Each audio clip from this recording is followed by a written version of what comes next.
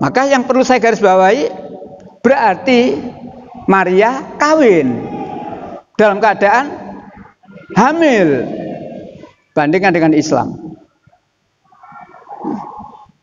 Maryam sampai melahirkan anak tidak kawin. Maryam sampai melahirkan anak tidak kawin sampai anaknya lahir. Tetapi di sini katakan Maria dinikahi oleh Yusuf. Walaupun ada kalimat tidak melakukan hubungan suami istri sampai melahirkan Yesus. Disinilah yang dikatakan Yesus itu anaknya. Tapi kalau menurut silsilah diterangkan putra Daud dan sebagainya, putra Yusuf dan akhirnya Yesus. Jadi menurut silsilah yang ada di Alkitab, Yesus itu anaknya Yusuf. Dia bapak.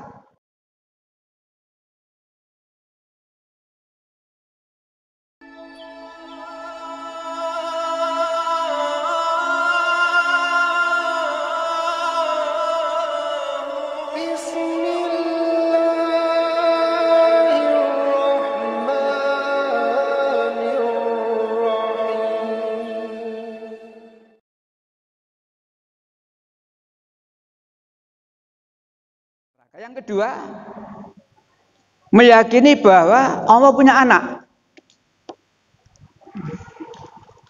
Meyakini Allah punya anak.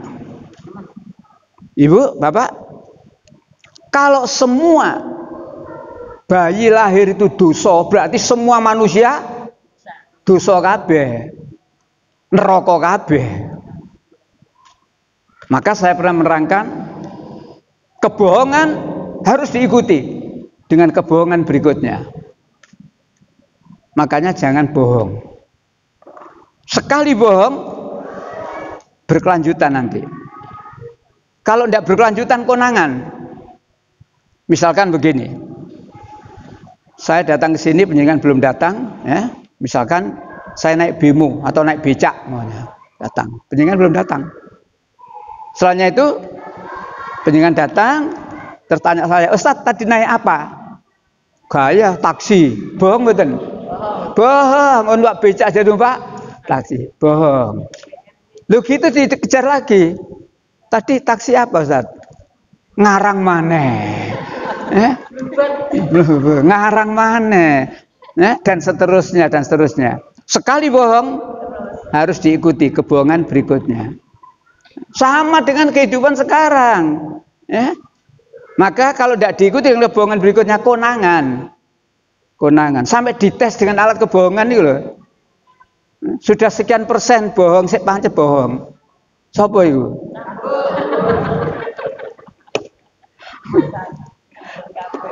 Baik. Nah, yang kedua, maka difikirkan, ya opo carane bayi-bayi yang lahir itu yang berdosa itu ada orang yang dikatakan tidak berdosa. Nah, ketemu siapa? Anaknya Bu Maryam. Anaknya Bu versi Al-Quran, versi Alkitab Maria. Putranya Bunda Maria. Menurut Al-Quran siapa putranya Bu Maryam itu? Al-Masih, Isa putra Maryam. Menurut Alkitab Yesus putra Bunda Maria. Itu yang diyakini orang Kristen tidak berdosa. Kenapa? Karena itu anaknya Allah. Kan begitu. Ya? Anaknya Allah, anaknya Allah, anaknya Tuhan. Kenapa dikatakan diyakini sebagai anaknya Tuhan?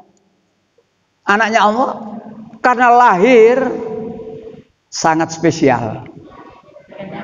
Nah, tanpa bapak, tidak melalui persentuhan laki-laki dan seterusnya. Kan begitu ya ayatnya ya? Tapi ada beda. Kalau penjenengan membaca surat Maryam diterangkan. Ketika malaikat Jibril datang kepada Maryam, aku adalah utusan Allah. Diutus oleh Allah memberitahu kepadamu, kamu akan hamil. Dan kamu nanti akan punya seorang anak laki-laki. Itulah berita dari malaikat Jibril menyampaikan kabar dari Allah. Gimana tanggapannya Maryam? Bagaimana saya bisa hamil? Saya ini wanita suci. Saya tidak pernah disentuh oleh laki manapun dan saya bukan pezina. Al-Quran menempatkan Maryam wanita yang luar biasa. Itulah Quran. Lalu bagaimana menurut Injil? Nah, di Injil Matius diterangkan Maria bertunangan dengan Yusuf. Bukan Pak Yusuf ini. Maria bertunangan dengan Yusuf dan kemudian ia mengandung dari Roh Kudus. Saya menggarisbawahi bertunangan mengandung. Ya apa jawab pos kan? Bertunangan hamil. Ya apa ini? Walaupun di situ ada kalimat dengan Roh Kudus. Inilah yang mereka sebenarnya yakini bahwa anaknya Maryam itu anaknya Allah. Itu kisahnya. Jadi dari cara hamilnya saja Al-Quran luar biasa menempatkan Maryam sebagai wanita yang suci. Nah, balik pada Alkitab. Ayat-ayat berikutnya di Injil Matius diterangkan tunangannya Maria siapa namanya? Yusuf.